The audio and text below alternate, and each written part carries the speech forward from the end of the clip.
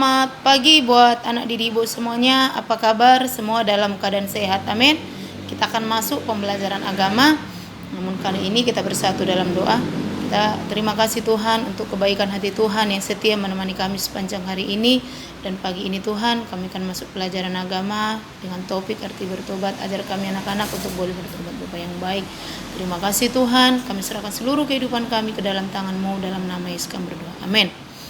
Baik, shalom, selamat pagi buat anak didik ibu semuanya. Apa kabar semuanya dalam keadaan sehat, amin. Kemarin kita masuk ke dalam materi kita Allah mengasihi dunia. Kali ini kita masuk arti bertobat ya nak. Boleh dibuka di dalam Alkitabnya nak, Lukas 15 ayat 11 sampai 32. Nah, dan dibuka juga materi kita di halaman 13 ya kan. Di sana dikatakan arti bertobat. Nah, di sini ada Yesus menceritakan bagaimana dua kisah orang anak, perumpamaan dua orang anak ya nak, anak yang sulung dan anak yang bungsu. Nah, yang sulung ini nakku, dia meminta hartanya kepada ayahnya, dan yang bungsu sementara membantu ayahnya. Nah, pada saat itu anaknya yang sulung setelah diberi ayahnya uang, dia pergi bersenang-senang ya. Anak didik boleh lihat di halaman 13. Anak itu pergi meminta, setelah dikasih ayahnya, anak itu pergi bersenang-senang. Nah, setelah pergi dia bersenang-senang, uangnya habis.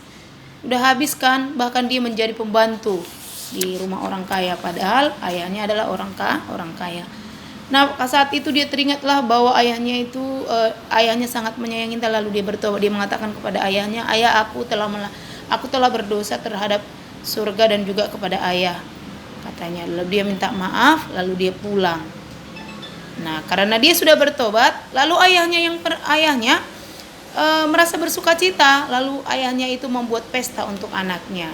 Nah, di sini apa yang mau kita sampaikan? Yang disampaikan di sini bahwa kalau kita melakukan kesalahan, kita perlu bertobat. Contohnya melakukan kesalahan kepada ayah atau kepada ibu, ya kan? Kita harus meminta maaf. Banyak kesalahan, apakah itu anak didik ibu banyak tahu kesalahanmu, baik yang kecil baik yang besar. Boleh mengaku dosanya dan minta maaf kepada orang tua. Apa kepada orang tua saja kita minta maaf? Tidak. Kita juga boleh meminta maaf kepada teman kalau kita melakukan kesalahan kepada teman kita, baik teman bermain, baik tempat les, baik juga teman atau saudara kita ya nak ya. Dan juga minta maaf juga kita kalau ada melakukan dosa, contohnya berbohong, boleh minta maaf sama Tuhan. Ya kan, berdoa dan mengatakan, "Tuhan, aku minta maaf ya, aku sudah melakukan ini, sudah berdosa, aku sudah berbohong," begitu ya nak ya. Nah, itulah. Jadi apa arti dari bertobat? Bertobat itu mengaku kesalahan dari yang kita lakukan supaya kita tidak melakukan lagi, atau dalam bahasanya lebih formal ialah berbalik dari kesalahan menuju kebenaran. Jadi 180 derajat. Jadi kalau kita ada melakukan kesalahan, kita harus bertobat, mengakui kesalahan. Kepada siapa kita melakukan kesalahannya? Kepada Tuhan kah? Kepada sesama manusia kah? Kepada orang tua kah? Itulah arti dari bertobat. Nah, untuk apa sih sebenarnya kita bertobat? Bertobat itu ialah itu kegunaannya. Tuhan mengajarkan kita supaya kita bisa mengakui kesalahan kita, supaya kita tidak berdosa terhadap Tuhan, karena dosa itu penghalang hubungan kita dengan Tuhan ya. Oke, demikianlah materi kita hari ini. Untuk anak didik ibu, kamu melakukan kesalahan, bolehlah kamu meminta maaf ya kan. Bertobat itu artinya melakukan atau meninggalkan kesalahan menuju ke yang benar. Itu artinya bertobat ya nak ya. Oke.